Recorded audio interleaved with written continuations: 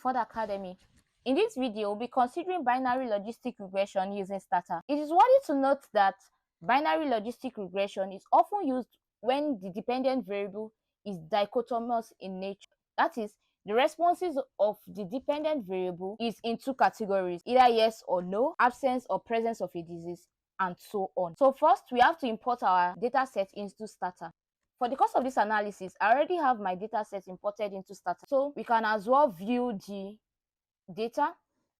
So taking a look at the data set, we have the gender, age, and malaria status. Here, 1 stands for the male gender, while 0 stands for the female gender.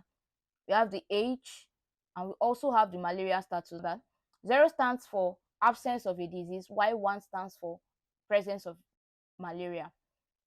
Because of this analysis, our malaria status is our dependent variable. So that's our response variable for the course of this analysis.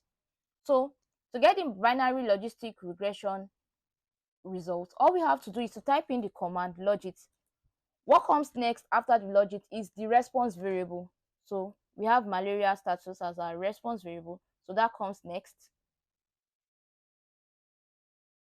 Then all other independent variables can now come after that, age and gender. So we run this command, and here we have our output for binary logistic regression. So what next? If we are to get the odds ratio of this, all we have to do is to type in the command logistic. We type in our response variable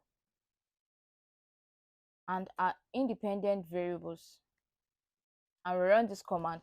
So here we have our odds ratio for the binary logistic regression. Also, to get the ROC curve, all we have to do is to type in the command LROC. Here we have our ROC curve.